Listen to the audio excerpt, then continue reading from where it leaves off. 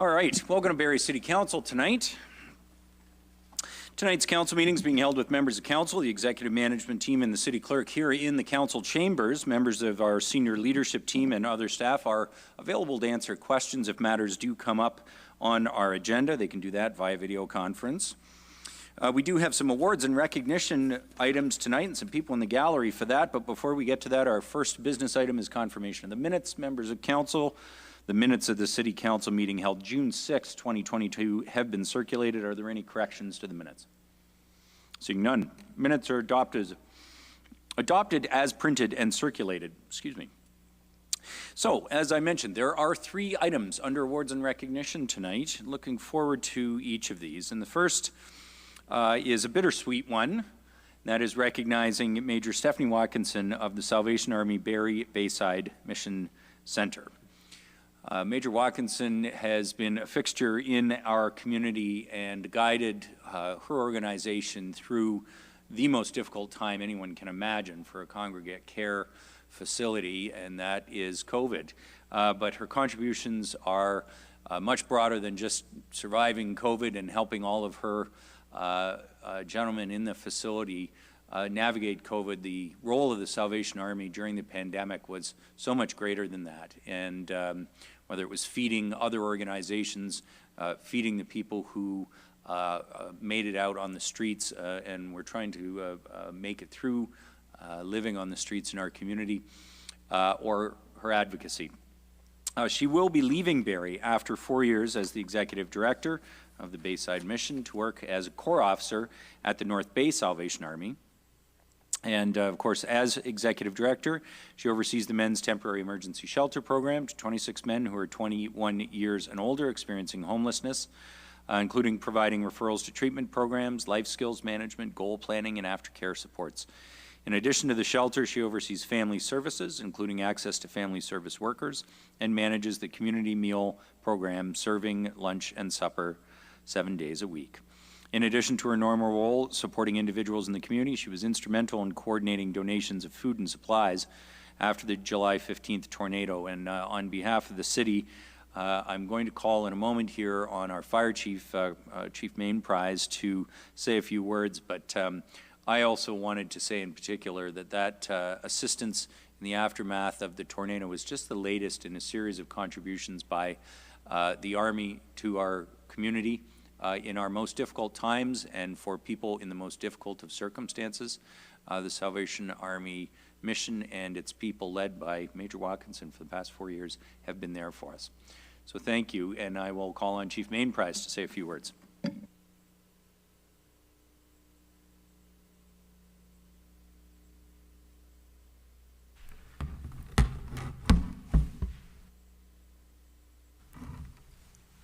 Mayor Lehman, members of council, thank you for the privilege of presenting this award to Major Stephanie Watkinson from the Salvation Army in recognition of her outstanding dedication, leadership, and commitment to serving our community for several years, and specifically in the aftermath of the tornado July 15th last year. The impact of the tornado created an urgent and immediate need for hundreds of our community members to receive food, water, and basic fundamentals of life.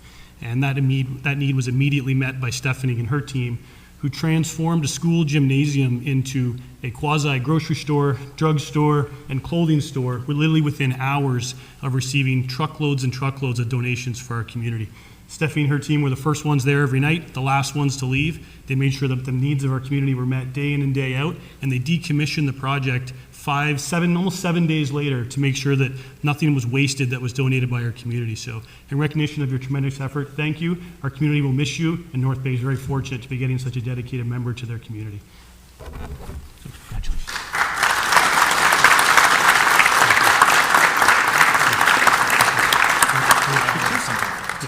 Yep. In addition to Chief Main Prize's recognition of your work following the tornado, I wanted to recognize your leadership and support for the least fortunate in our community.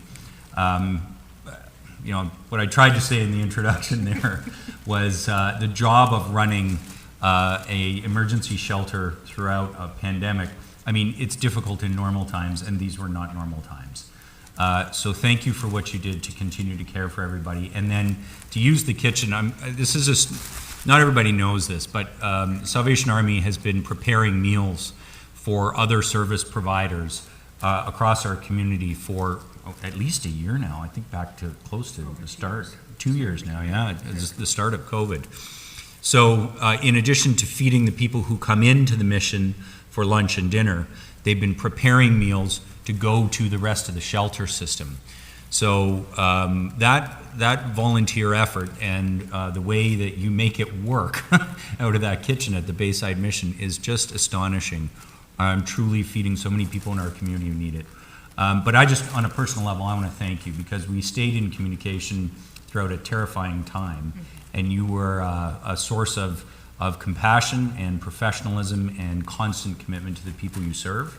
And thank you for that. Thank you so much, Stephanie. So on behalf of us. Thank you. Okay. Thank you. Would you join with me in recognizing Major Watkinson for her service to Barrie?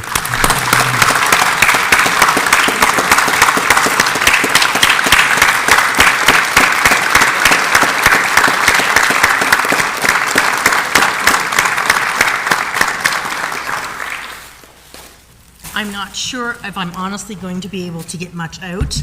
A moving truck comes tomorrow morning, so it's been an emotional ride the last couple of weeks saying goodbye. This is a wonderful community, and I'm always saying I didn't do it alone. Yes, I have a wonderful team at Bayside Mission that likes to go along with my crazy ideas, like preparing an extra 200 meals a day, but I also have a very strong support group with the other community partners within the city of Barrie and Simcoe County, as present in the gallery, as they came out to support me, knowing that this was going to be an emotional time. But thank you.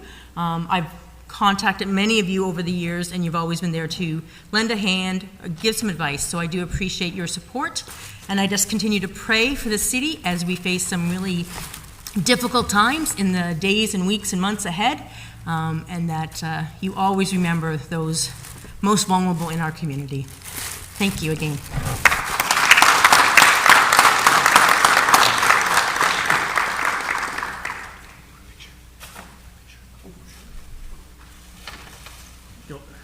Where am I looking?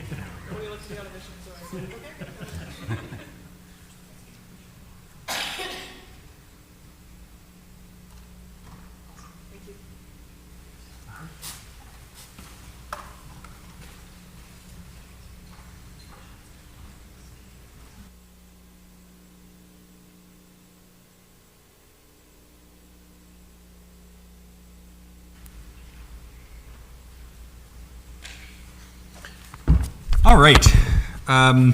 Bittersweet indeed, but thank you as well to everybody who came out to be part of saying goodbye to Major Watkinson tonight. Our next item is to recognize two hockey teams for their success in the Ontario Minor Hockey Association AAA Championship, and that is the Minor Adam AAA U10 and Minor Peewee AAA U12 hockey teams who were both successful in winning at that Ontario AAA Championship. And I'm not 100% sure who's here to speak on behalf of the team. Yeah, come on down.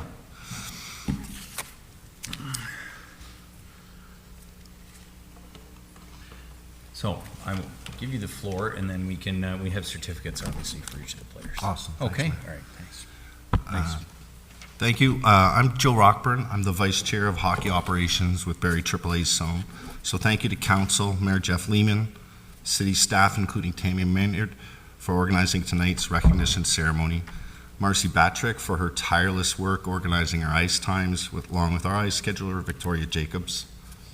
We would also like to thank Paul McCarron for his leadership over the last 2+ years of COVID, keeping our athletes safe while ensuring they could participate the moment the province allowed them back to the rings. The Barrie AAA would like to recognize Pride Month as we continue to ensure hockey rinks and dressing rooms are safe and inclusive for all those that want to participate. Tonight we are here to recognize two of our AAA hockey teams.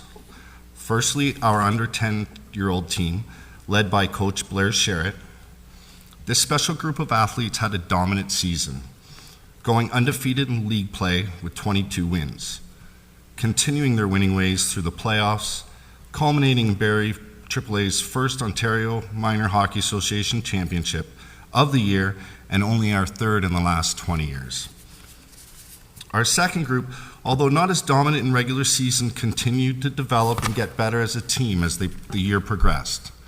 Our under 12-year-olds, led by coach Andrea Rinaldi, battled through playoffs and the early stage of the OMHA championships to find themselves in a double overtime semifinal game.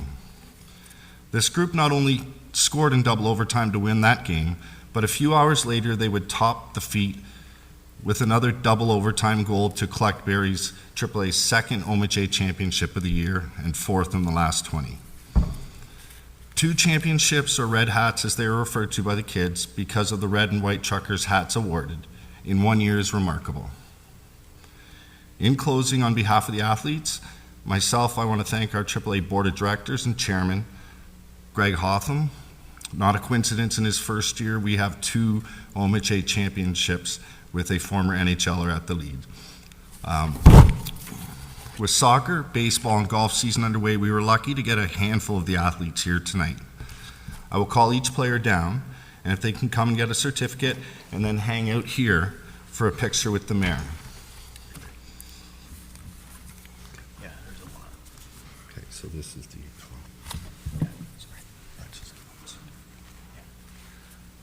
If I can call on from the U10 team, Amir Nana.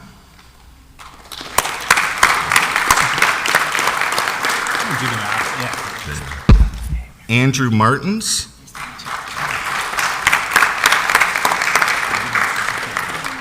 Bryce Vuick.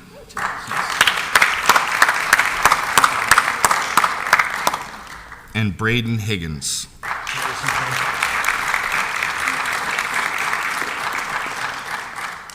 From our under 12-year-old group, Hunter Jones, Lucas Matheson,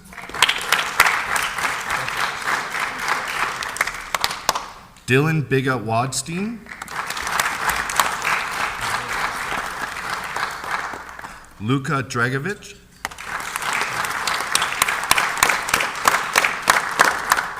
Ryan Glatt,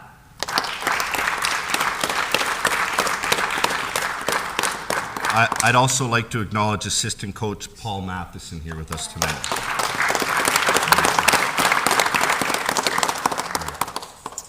All right. Usually what we do is have parents or those taking pictures just come down over here, and then players, you want to come in this way, and you just face that way for a picture, so we sort of group in together right here. Maybe behind.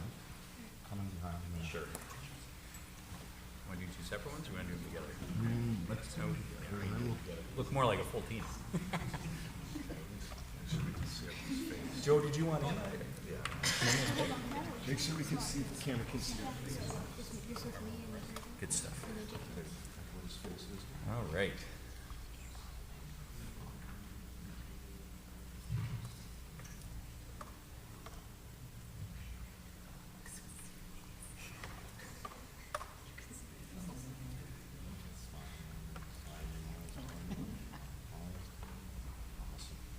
All right, I got one more thing for you before you leave. Okay, so in addition to the certificates that we've got for each player, and congratulations again to both teams for doing very proud on the Ontario level. That's just amazing, especially a couple of double overtime wins. That's amazing. So we have these hockey pucks that say well played. It's Councillor Morales' favorite slogan, well played. City of Barrie, actually, a couple of years ago when we were using this slogan, we had pucks made, and we can't think of anybody better to give a box of pucks to than you guys. So please take that with us as well with our compliments, or with you as well. All right, guys? Yeah, you all get about 10 pucks now, too, in addition to the certificates. And we'll give those to you too, Joe. Thanks for carrying off the hardware there. Congratulations, everybody. Join with me in congratulating these teams. Good go, guys.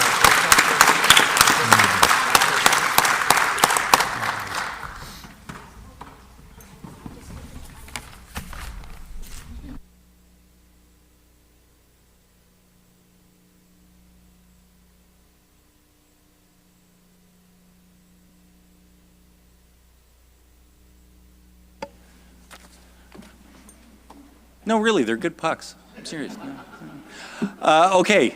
Thank you to everybody who was here for our awards and recognition items tonight, and congratulations again, teams, and thank you again for your service, Major Watkinson.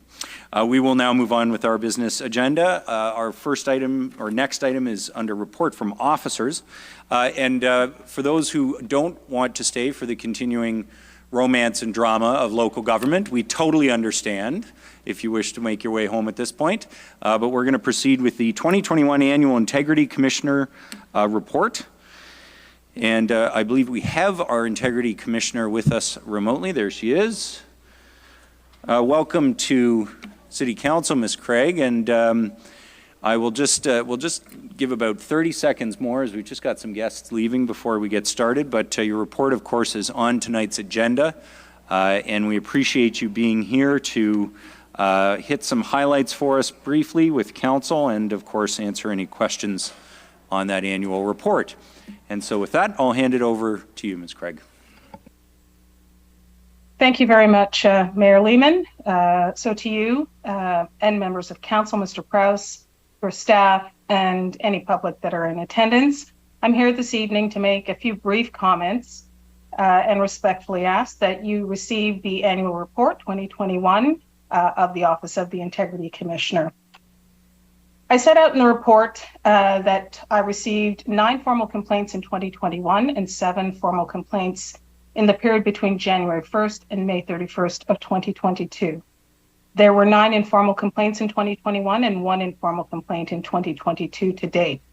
Given that this is an election year and the code states that no inquiry can begin and no report can be submitted to council after nomination day, which this year is August 19th, I've decided to include the first 6 months of 2022 in the count of complaints for the annual report. I won't go over the full content of the report. You have it before you. I hope you've had an opportunity to read through it. But I would be pleased to, as the mayor pointed out, receive and respond to comments after I've given you this brief overview. What I'd like to express to council is that the Integrity Commissioner has a prescribed and limited ambit of authority, and it's set out in the Municipal Act under Part 5.1, Accountability and Transparency. And I recognize that it's often frustrating for the public, for members of council, and I dare say also for integrity commissioners, for myself, when matters come forward as a code complaint with significant and complex circumstances that are either not within the jurisdiction of the Integrity Commissioner to investigate, or I find that there are insufficient grounds to investigate. In these circumstances, people are often left frustrated, and people often ask, where is the accountability and transparency at the municipal level? And that's a very good question. I would submit, though, that we go collectively to the source for that response. In the MFP or Bellamy Inquiry of the Computer Leasing Inquiry of the City of Toronto in 2005, Justice Bellamy made recommendations for the good governance for the City of Toronto in the wake of the computer leasing scandal, as we all remember. Justice Bellamy's recommendations were aimed at improving practices of governance, ethics, lobbying, procurement, which meant they went to the core of the integrity of municipal government and governance. To the people who run the city, councillors most importantly, but also the interaction with staff and the interplay between the policies of the city and the code of conduct to ensure good governance. So while the code of conduct and the rules that I apply to the behavior of individual members of council is very important, it is not the only component of a governance structure at the city. As I point out in the report before you, the Integrity Commissioner is not the arbiter of whether a member of council participates in various city processes. I do not have the authority to review or adjudicate on matters decided upon by council as a whole or staff. I do not have the authority to make decisions on what matters involving councillors under other processes, such as a disciplinary hearing, a regulatory body, or matters before the court intersect with my office. If a matter goes before another process, I may receive a complaint within the timelines under the code and determine after the completion of that process whether or not I will conduct an Integrity Commissioner investigation. If a complaint is about a member's conduct in a city process, for example, a planning process, economic development, closed meetings, fundraising, the Integrity Commissioner will receive and investigate by applying the rules of the code. However, if there is a city process to go into closed meeting or to review grants or on the development of applications or for fundraising, and this process is followed, the Integrity Commissioner has no jurisdiction to further review the matter unless the complaint alleges that there has been dishonest purpose, bad faith and contravention of city policies, or some other process that can be adjudicated by the Integrity Commissioner. If so, and there is a violation found, I will report my findings and make recommendations to Council. Transparency and accountability are very important to the city and to the Integrity Commissioner, but the code is not intended to prevent a complainant from using alternate methods of resolution, such as under the Human Rights Tribunal, collective agreement, or before the Police Services Board or the courts. On page 8 and 9 of the report, I set out that there are complaints received during this reporting year that have touched on issues of acceptable language of members of council, respect in the workplace, and influence of a member, in particular with reference to planning and development matters. As set out in the report, I have stated that if a member takes a position in favor of a business application approval, this is conduct that is allowed under the code. It's a representative role and not contrary to the code. If a member of council as a private citizen attends a public meeting in respect of a planning application in which they have a private interest, in accordance with the Municipal Conflict of Interest Act, they must declare a conflict. In the report, I cite from a decision of a former Integrity Commissioner of the City of Toronto that members are permitted to escalate issues within the city on behalf of developers and to take points of view that are favorable to developers, and such activity is not contrary to the code unless the councillor has a private interest under the code or a pecuniary interest under the Municipal Conflict of Interest Act. The Association of Municipalities of Ontario, or AMO, was asked during its 2020 consultation meeting with the Minister of Municipal Affairs and Housing to provide input on potential stronger penalties that an Integrity Commissioner could recommend to Council where there's a finding of a breach of the code, in particular with reference to harassment issues. On March 5th, 2021, the province launched a 90-day consultation period for feedback on municipal codes of conduct. Requesting comment through public consultations, the province sought to strengthen municipal codes of conduct by looking at ways to increase accountability of council members and to ensure that there was a safe workplace. Of note, it's important to remember that while municipalities were given greater powers with the amendments to the Municipal Act in 2006, with the addition of Part 5.1 of the Municipal Act, the province has not amended the powers of the Integrity Commissioner to recommend greater financial penalties beyond the suspension of up to 90 days or suspension from public office.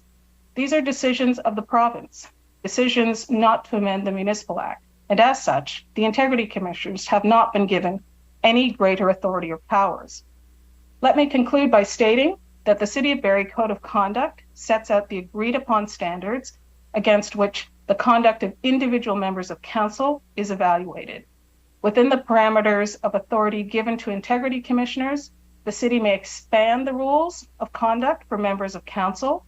If the rules are vague, then the rules can be made more detailed, but only within the ambit set out by the Municipal Act. A careful review of the report before you will identify that there have been significant issues that came before me as complaints during this reporting year. Have there been ethical lapses? Yes, there have. Has the process for informal resolution of matters been successful? Yes, they have. Are the matters that fall outside of the purview and statutory powers of the Integrity Commissioner perplexing?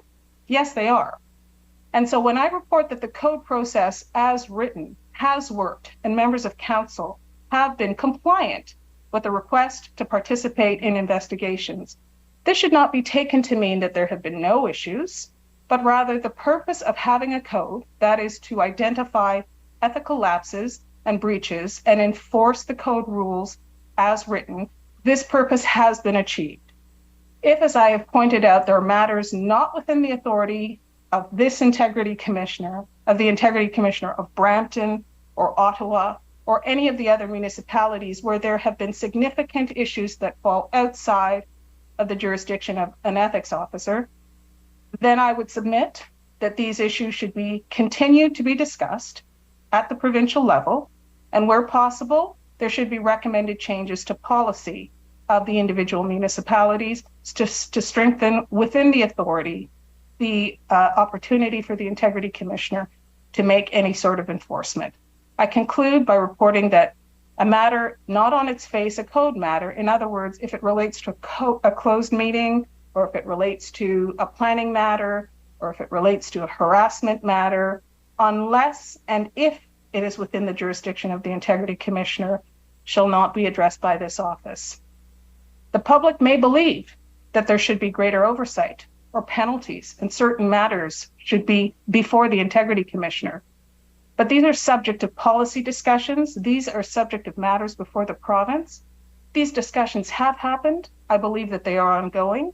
And with public input to their local and provincial elected officials will continue. I thank you for your attention. If you have any questions, I will take them now. Thank you very much, Ms. Gregg. Questions from members of council for our Integrity Commissioner. Deputy Mayor Ward. Thank you, Mayor Lehman, and thank you, Ms. Gregg, for the report. I only have one question, and that's the on all the both formal and informal complaints, you always have some that are with settlement by the parties. I just want to know what that looks like. What does that mean when you have with settlement by the parties? So through you, Mayor Lehman, to Deputy Mayor Ward, the code complaint processes are two. You have a formal complaint process and an informal complaint process. And there are times when, with a formal complaint, the parties will be invited to consider informally settling the matter. And what that means is, as Integrity Commissioner, I act as a mediator. I will bring forward the matter to the respondent, the member of council who is alleged to have breached the code, and I will shuttle mediate. That means go to one party and say, here are the claims. How would you like to respond? Go to the complainant and say, these are the responses of the respondent. And if it is an informal complaint, I will make recommendations to right the wrong and going forward to understand what the obligations are. If it is a formal complaint, I will settle the matter and I will make a report to both of the parties. If it is a formal complaint, both parties may decide they do not agree with the informal resolution, and at that time I will bring a report to council. So it's not a way to hide information from the public. It's not a way to obfuscate, but what it is to look at the purpose of the code. The code is to identify to members of council what their obligations are. If there's a member of council that there is an allegation that they have breached that, to let them know you breached it. This is what you should be doing. And these are the reasons why you shouldn't have done it. And if both parties are satisfied that the member of council understands their obligation, and I am satisfied that there is a willingness for the respondent to go forward and no longer breach the code, then it will be resolved. If I feel that the respondent has not understood or recognized the seriousness of the contravention, I will go forward with a formal complaint and a report to council. Okay, thank you. Other questions, members of council? Councillor Kungle. Thank you, Mayor Lehman, and good evening, Ms. Craig. Thank you again for, as always, a very thorough and detailed report. I have two questions. The first one is related to the summary that you have around the municipal codes of conduct. And so as you highlighted nicely verbally and also in your report, we saw that provincial engagement occur. We were hoping for some implementations, I would say, or expecting some type of outcome reported back, I believe in the fall. That didn't happen. We saw a private member's bill attempt to have that passed, but then hit a timeline with the provincial election. Is there any further details you or in the role of the Integrity Commissioner or your respective peers across the province have any line of sight to as we move into the fall? If there's a requirement to bring that back, or is it optional because of the break in a provincial election? Through Mayor Lehman to Councillor Kungle. Through the public consultations, a group known as the Municipal Integrity Commissioners of Ontario, of which I am a part, brought forward our position on the recommendations to strengthen the role of the Integrity Commissioner. We spoke to the need for stronger enhancement of the powers of the Integrity Commissioner, and AMO has kept this going. Regrettably, the recommendations were supposed to come forward before the provincial and municipal election, and I dare say that the matter is likely to continue after the next municipal election. Certainly from the perspective of integrity commissioners and municipal actors, we would like to keep this going forward. Certainly I can't engage in any sort of political activity, but I can say that the matter is very significant, and at least from the perspective of ethics officers, we continue to look for ways to better serve municipalities by ensuring that when we receive an egregious complaint, we're able to make recommendations that are proportional to the severity of the contravention. I don't know if that answers your question, but I think that any provincial authority matter needs light and needs consistent pressure for it to go forward. Thank you. That's helpful. I do have one other question, and it comes from looking across, and I fully respect, I probably have a very narrow understanding of the different roles of integrity commissioners, but I was wondering if you could speak to giving us an idea of what could be at the political will of a municipal council to authorize an integrity commissioner versus what has to be mandated through the legislation, through the act. So one instance is, in some areas, I wasn't sure if we are seeing some integrity commissioners with serious allegations who might be able to step in with an individual who does not want to make a complaint for different reasons, for fear, for privacy, where there's just cause for an integrity commissioner to actually act on behalf of an individual that is looking to make a complaint to an HR department, as an example. So can the integrity commissioner in some areas in Ontario right now step in to support individuals to proceed through filing a complaint if there's strong concerns for the risk of their own privacy? Through Mayor Lehman to Councillor Congo, the Municipal Act gives the authority to the Integrity Commission, to the municipality to have an Integrity Commissioner, and the municipality to give powers to the Integrity Commissioner to receive complaints. Outside of prescribing what two sanctions the Integrity Commissioner may recommend to Council, which is a suspension of pay for up to 90 days and a sanction, the municipality is free to set out the policy for the process, including anonymous complaints or how the Integrity Commissioner would manage a complaint as it relates to confidentiality. For example, there are some municipalities that allow the Integrity Commissioner to receive a complaint and determine whether there is a need to safeguard the identity of the complainant for safety reasons. That has to be balanced with the respondent, the member of council's right to know who is accusing him or her.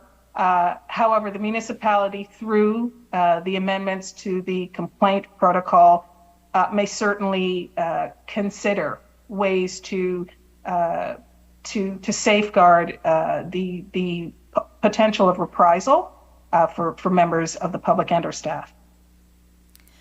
Thank you, that's helpful. I was just trying to figure out what our role around council is when we look to operate within our own policies versus when we come up against an actual legislative piece and degrees of, I guess, freedom to make those changes. I guess lastly, and I don't want to put you on the spot for answering this evening, but is there anything in complement to your report by which you would say council could look at our policies that would enable you to act within your role in a more fulsome way? Or is there anything that our policies could further support the process around working to the full elements of the Code of Conduct? Through Mayor Lehman to Councillor Congo, I think in answer to that, some of that has already been done by your staff. There have been amendments to the respect in the workplace policy and how those how those complaints, when it relates to a member of council, work hand in hand with the Code of Conduct and the Integrity Commissioner.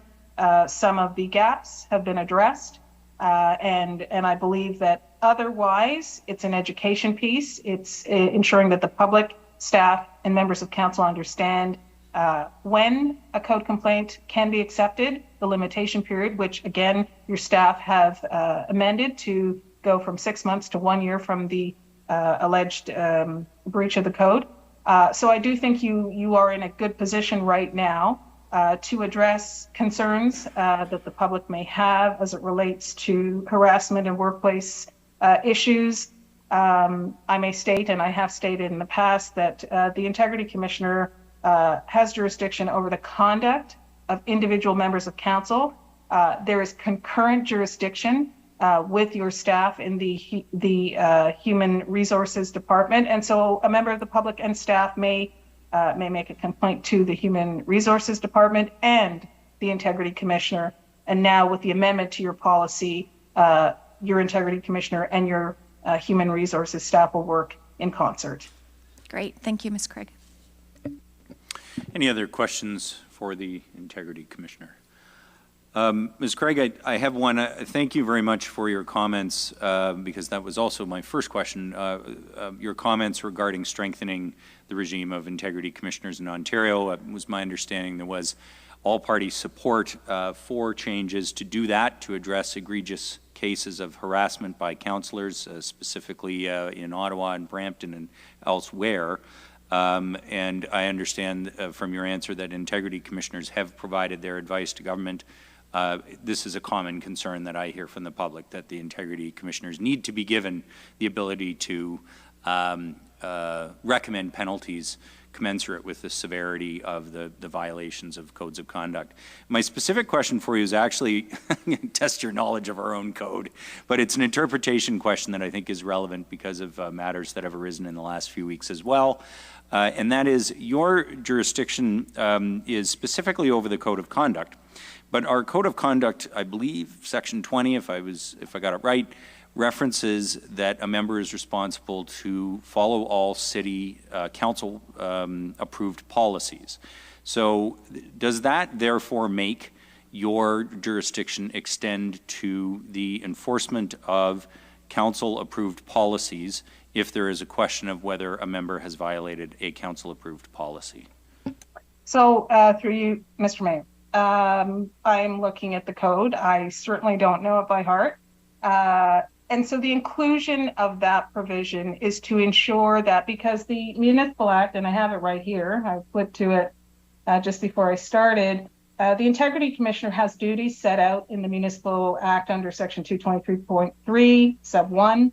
And one of those is the application of any procedures, rules, and policies of the municipality and local boards governing the ethical behavior of members of council. So there will be policies of the city that govern the behavior of members of council, and the Integrity Commissioner is tasked with the application of the code of the behavior of members of council. So necessarily, the Integrity Commissioner must look at whether the member of council has abided by the policy of the city.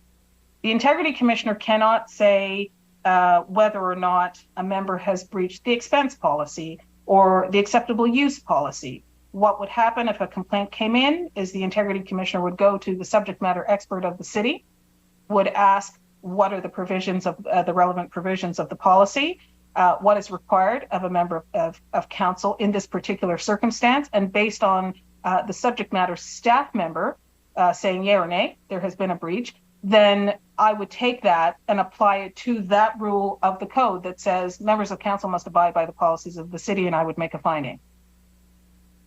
I see. Okay, thank you for that.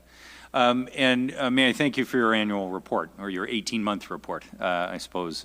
There was a time when I believe your quote was, "I'm like the Maytag repairman," not particularly needed in Barrie. It's unfortunate we've kept you busier in recent years, or you have been kept busier by an increased volume of complaints.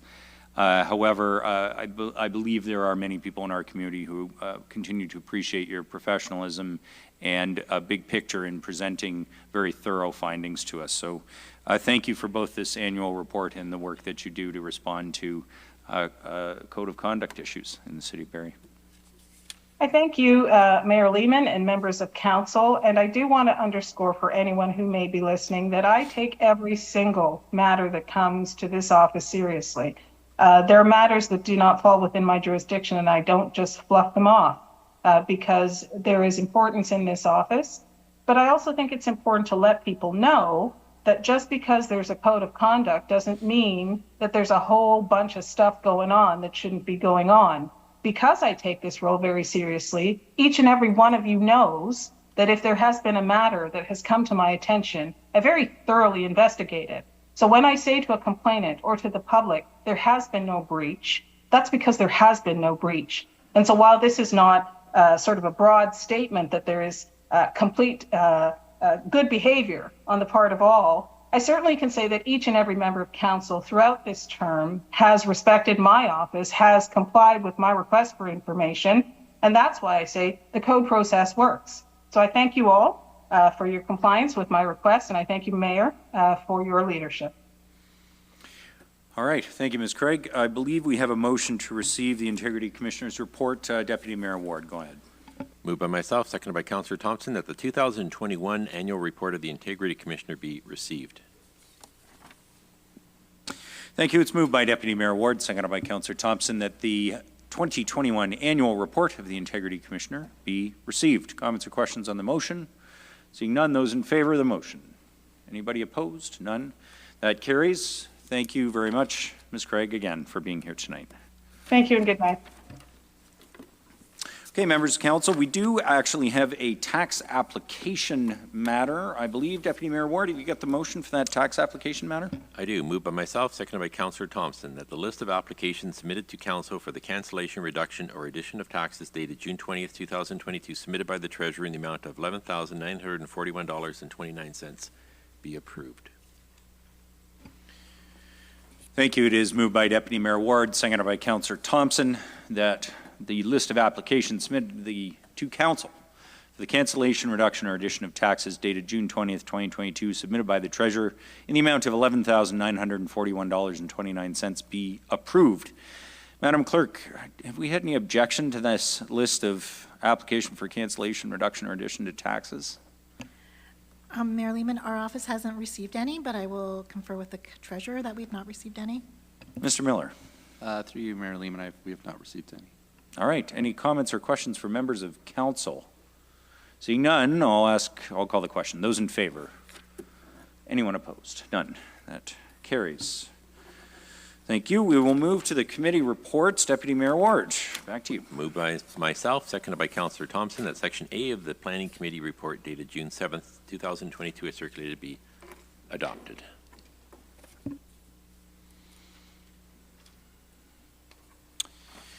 It's moved by Deputy Mayor Ward, seconded by Councillor Thompson. Section A of the Planning Committee report dated June 7th, 2022 as circulated be adopted. These are the consent items from Planning Committee. It's a draft plan of subdivision extension policy and an application for zoning bylaw amendment at 157 Ardagh Road.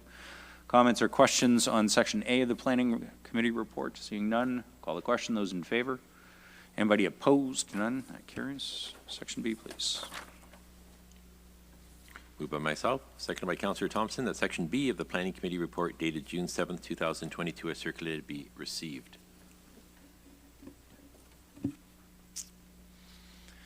It's moved by Deputy Mayor Ward, seconded by Councillor Thompson, that Section B of the Planning Committee report dated June 7th as circulated be received. This is the application for the public meetings. It was the application for an official plan amendment zoning bylaw at 320 Bayfield Street. Also an application for zoning bylaw amendment for 651, 655, 659, 669, and 673 Mapleview Drive East. Comments or questions on Section B? Seeing none, I'll call the question. Those in favor? Anybody opposed? None. That carries. Section C, please. Councillor Kungle. Thank you. Moved by myself and seconded by Councillor Thompson that Section C of the Planning Committee report, June 7th, 2022, as circulated be received.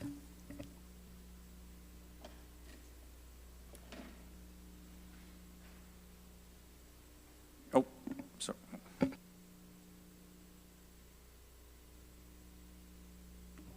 But my name's not on it, though. Doesn't matter. Yeah.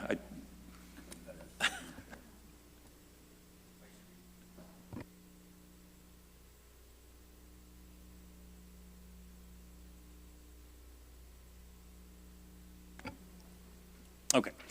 It's moved by Councillor Kungle, seconded by Councillor Thompson. Section C of the Planning Committee report dated June 7th, 2022 is circulated be received. This is to receive the report of the public meeting on the application for zoning bylaw amendment for 19 Dundonald Street. Madam Clerk, I need to declare a potential pecuniary interest on this matter as my parents live close to this site. So I will give my seat over to Deputy Mayor Ward and not participate in the vote.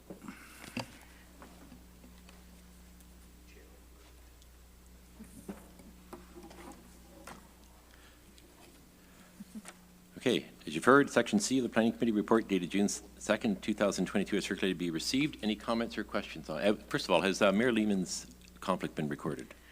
Yes, Deputy Mayor Ward, it has. Thank you. For the motion, any comments or questions on it? All in favor? It is carried.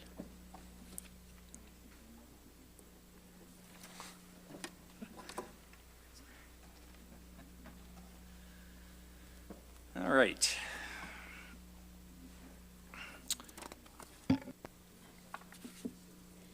Yep. We do. What is it? Okay, Section D, please. Moved by myself, seconded by Councillor Thompson, that Section D of the Planning Committee report dated June 7th, 2022 is circulated be adopted.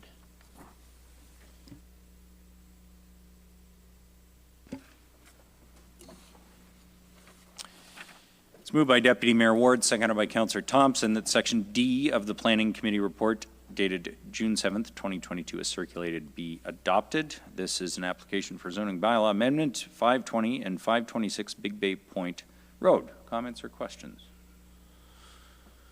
Seeing none, I will call the question. Those in favor, please indicate. Anybody opposed? None. That carries as well. Okay, that takes us to the first general committee report from June 13th. Deputy Mayor Ward, go ahead. Moved by myself, seconded by Councillor Thompson, that the first general committee report dated June 13th, 2022 as circulated be received.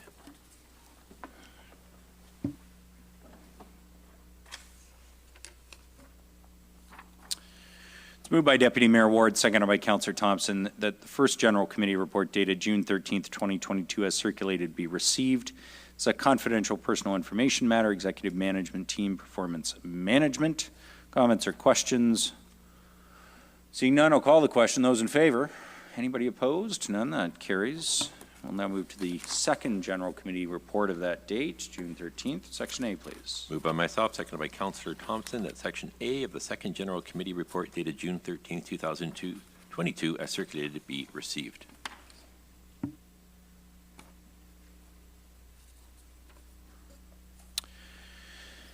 It's moved by Deputy Mayor Ward, seconded by Councillor Thompson, that Section A of the second general committee report dated June 13th, 2022 as circulated be received. It's to receive the report of the Finance Corporate Services Committee from May 31st and the report of the City Building Committee dated June 7th. These are the consent items. Comments or questions? Seeing none, those in favor of Section A. Anybody opposed? None. That carries. Section B, please. Moved by myself, seconded by Councillor Thompson, that Section B of the second general committee report dated June 13th, 2022 as circulated be adopted. It's moved by Deputy Mayor Ward, seconded by Councillor Thompson, that Section B of the second general committee report dated June 13th, 2022 as circulated be adopted. These are consent items as well. Municipal election, student education, 2021 year-end audited financial statements, municipal heritage register for 2 and 4 Innisfil Street, Lake Simcoe Region Conservation Authority service level agreement, Harvey Big Bay Point Road parking restrictions, driveway restoration policy, and traffic signals at Grove and Johnson Street. Items on all of the above. Comments or questions on any of those? Seeing none. Those in favor of Section B. Anybody opposed? None. That carries. Section C, please. Moved by myself, seconded by Councillor Thompson, that Section C of the second general committee report dated June 13th, 2022 as circulated be adopted.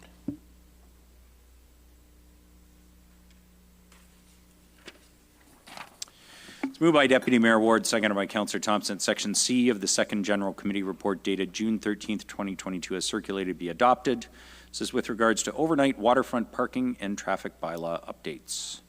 Comments or questions? Sorry, we do have an amendment. Go ahead, Councillor Harris.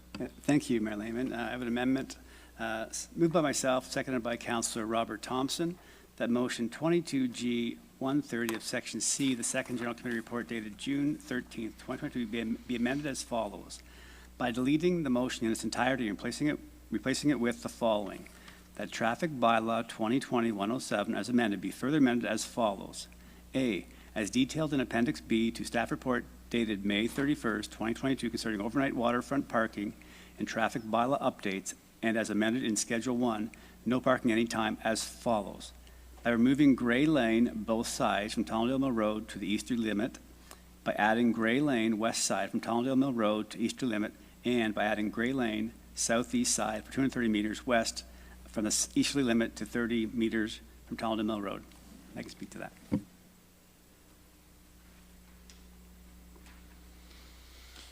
It's moved by Councillor Jim Harris, seconded by Councillor Rob Thompson, that motion 22G 130 of Section C of the Second General Committee Report dated June 13th be amended as follows by deleting the motion in its entirety and replacing it with the following. The Traffic Bylaw 2020-107 as amended be further amended as follows.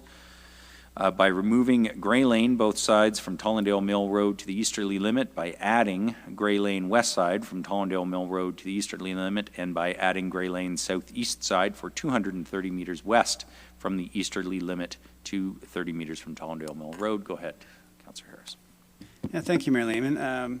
So this particular amendment has been come to with considerable consultation, and thank you again to Mr. Forsyth for you and your staff's investment and time in this to try to get it right. We have engaged residents and surveyed residents and feel that the solution we've come to certainly respects the survey results, and hopefully will meet the needs of the residents in this area where there has been parking restrictions and where they've noted that streets in the area have benefited from the less restrictive waterfront policy. So this is something that we're looking forward to introducing to the area. All right, thanks, Councillor Harris. Any comments or questions on the amendment? Okay, seeing none, I'll call the question. Those in favor of the amendment? Anybody opposed? None. That carries on the main motion, Section C, as amended. Comments or questions? Seeing none, those in favor of Section C as amended? Anybody opposed? None. That carries. Section D, please. Moved by myself, seconded by Councillor Thompson, that Section D of the Second General Committee Report dated June 13th, 2022 as circulated be adopted. Thank you. It's moved by Deputy Mayor Ward, seconded by Councillor Thompson, that Section D of the Second General Committee Report dated June 13th, 2022 as circulated be adopted. This is with regards to automated speed enforcement cameras in school and community safety zones. Comments or questions? Seeing none. Those in favor of Section D? Anybody opposed? None? That carries. Okay, completes the committee reports. It brings us to inquiries of staff. Deputy Mayor Ward, have you got any inquiries? I have none. Members of council, inquiries. Councillor Jim Harris. Thank you, Mayor Lehman. It's been really wonderful since we've been back in the chambers to see some of the groups come in, and we've recognized some wonderful accomplishments, both individual and certainly young people. And you know, it was great to see the AAA hockey team, and I think we can take a small win in that we helped get the ice available to these teams. I remember the presentation from Mr. Hotham and Mr. Fontaine, so kudos to council and to all the people who helped. I know Ms. McAlpine's team did that as well. So my inquiry really is, and I'll share, my first time at council was I came as a hockey player for a team that won a provincial championship. And that's my introduction to the council chambers. So I know we've been doing this kind of, and I apologize if I'm getting it wrong, a little bit more by invitation. I'm wondering if there's thoughts or appetite to actually have a program that we know that staff would know that when whether it be an artist or a dancer or a hockey player team, when they win something at a provincial level, where's the standard where we would know that they would be invited to council to receive their recognition? Because I remember coming as a young person, and it was awesome and great that they came tonight. And so I didn't know if there was some sort of thought or plan around making that a planned event that we know that these folks who receive provincial recognition would know they were going to be invited to City Council. I don't know who that goes through to, or is that just a... Well, Thank you, yeah, I Mayor can Lehman. take a crack at it. I mean, our informal policy, of course, is Ontario champion or higher, if you will, obviously a national champion or an international success. Just because if we go to the regional level, we end up with too many for to recognize. Barrie's awfully good at sports. So on a regional level, between the 4 major youth sports and everything else, in addition to, as you say, artists and music competitions and so forth. I think, though, Madam Clerk, you might want to comment as to how sort of the word has got out or not to different groups. I mean, I know that the youth sports organizations now are well aware of our policy that you can come in and have your baseball, soccer, hockey team recognized and so forth. We need to spread that further into, basketball, flag football, lacrosse, everything that is played here. But in terms of other groups and organizations, Madam Clerk, I'm not sure whether there's been a proactive reach out. Maybe you can answer that. Through you, Mayor Lehman, to members of council. No, we don't have really a specific reach out. We usually get our information if there's from members of council, or if we see something in the news that somebody's done something international, national, provincially. We usually try to make contact with those people to see and invite them to council. That's how we picked up on some of the hockey teams. So we don't really have a proactive approach. We kind of, if we see something, we will reach out, and sometimes people will reach out to us as well. Well, then, thank you very much to staff for reaching out and looking for those opportunities to recognize the accomplishments of the young people and members of our community, so thank you. Thanks, Councillor Harris. Any other inquiries? Okay, go ahead, Councillor Kungle. Thank you. Mine kind of fell on the same line as Councillor Harris's. So I was going to ask about arts and athletics, and historically, if we ever had an opportunity for those to either know how to request a certificate if they didn't have the opportunity, because as we even heard tonight, sports are seasonal, and so even some of our members of the hockey team weren't here because they're either engaged in golf or baseball and otherwise.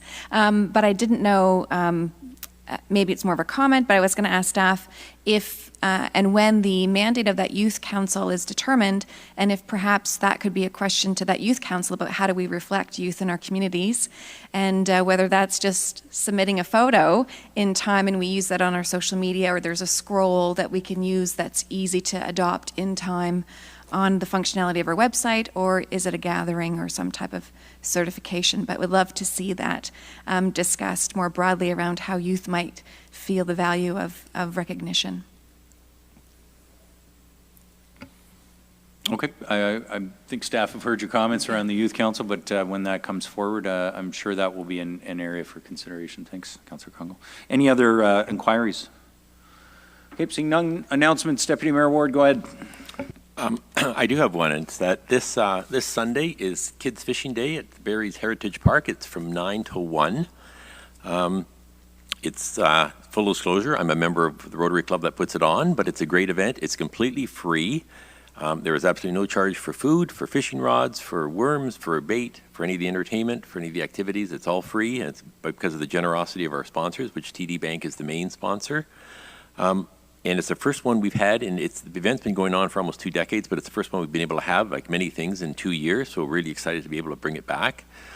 And it's also the first one where the Rotary Fishing Pier, and just wanted to say I had the honor of being at the opening of the Rotary Fishing Pier last week, and this is an idea that was by the late Co Solenbrook, who owned Crazy Fox, and Barrie Peacock, who's been very generous on many fronts in the city of Barrie. It was their idea to bring a fishing pier into Barrie. It would give, I would say Heritage Park's a great park. It's not very accessible to the waterfront isn't very accessible if you haven't got full abilities, because it's got that shoreline that people can't get right to the waterfront. The fishing pier is a way that anybody, even if you're in a wheelchair, you can go right to the waterfront and drop your line in. So it's a great addition to our waterfront. And thanks to the many generous sponsors and the 3 Rotary Clubs in Barrie, which got together to create that pier. So if you haven't been down to Heritage Park lately, go down and check it out. Thanks. Oh, and I should mention, Kids Fishing Day, you have to be registered, and you can go to www.letsfish, all one word, letsfish.ca to register. Thanks. Thanks, Deputy Mayor Ward. Other announcements, members of council? Councillor Kungle. Thank you. A couple of just reminders on behalf of Communities in Bloom, and happy Pollinate Week. So thanks to staff and others that have been involved around a number of activities that launched with Open Air Dunlop, I believe, this past Saturday and had great reception. So wanted to remind everyone to pick a pollinator. Please don't forget this week you've got time to take a picture of a pollinator and submit that to the city's contest and maybe win a bee hotel, but we're really trying to get youth engaged. In particular, I wanted to shout out a little acknowledgement. So in Ward 3, Cole Deephouse actually took his own initiative, seeing some of the city programming and hearing about the importance of native species, actually dug and created his own garden on his property. And his aim is to create enough space and grow enough produce to maybe donate it back this summer. So great things happening. We're hoping that Cole will actually register for free his garden with Communities in Bloom. And those garden registrations need to come in by, I believe, early July the 6th. So check the dates there, but hoping to see a lot of spotlights across the city for Communities in Bloom. And then lastly, I wanted to say thanks to city staff and to Nature Barrie. Some of you may have seen captured in media this week that Barrie officially was identified by Nature Canada as the 15th municipality to be certified as bird friendly. So Phyllis Tremblay in particular, who is an amazing individual in the city, took that initiative, brought it to Nature Barrie with others, Dorothy, Darren, Gwen, and many others. And I think there's lots to be proud of, but also you'll see many events. So any member of the public that's interested in getting involved, you can actually become part of the bird team. So reach out to Nature Barrie on their Facebook page. Thanks, Councillor Congo. Any other announcements, members of council? Councillor McCann. Thank you, Mayor Lehman. Well, this just might be one of the last Ward 10 council meetings that I have here this Sunday. I'm organizing a free event for the rest of Ward 10. In this event, we're going to have volleyball. We're going to have a band, Rob Watts, playing from 12 to 1. We're also going to have 3 inflatable let me see if I can read this. Bouncy castles from Moonwalk, a local company. We're also just asking if you have the means to bring a donation to the food bank. Any cans of food will go to the food bank. And Domino's Pizza has graciously said anybody in Ward 10, family and friends that like to attend to Tyndale Park from 11 o'clock until 2:30, they're going to give free food, free pizza. So you're all invited. You're all welcome. Let's have some fun. And I just want to say thank you for the 8 years of voting confidence. Thank you. Thanks, Councillor McCann. Any other announcements? Okay, seeing none. I proclaim June 20th to June 2nd as Royal Victoria Regional Health Centre Anniversary Week, and June 20th to June 26th as St. John Ambulance Week. We had a great event this morning with first responders and members of St. John Ambulance who have been in existence for 81 years. Everyone's familiar with seeing their ambulances at special events, but they do so much more: therapy dogs, in-home supports, and many other programs. Councillor Congo mentioned Pollinator Week. That is June 20th to June 26th, and barrie.ca/bcity for further details. June 15th to September 15th, so in effect now, we have the no parking except by permit, which will apply to all previously available on-street parking in certain spillover waterfront parking areas and areas within walking distance of waterfront locations. If you want to get more information on how those waterfront permits work and those parking locations, barrie.ca/waterfront parking. Last, the city invites residents and visitors to celebrate July 1st as a kickoff to summer with celebrations and free activities in Barrie. For more information and the full lineup of programming, visit the website. Bylaws, Deputy Mayor Ward, go ahead. Moved by myself, seconded by Councillor Thompson, that leave be granted to introduce the following bills, and these bills be read a first, second, and third time this day and finally passed. Bills 56, 57, 58, and 59.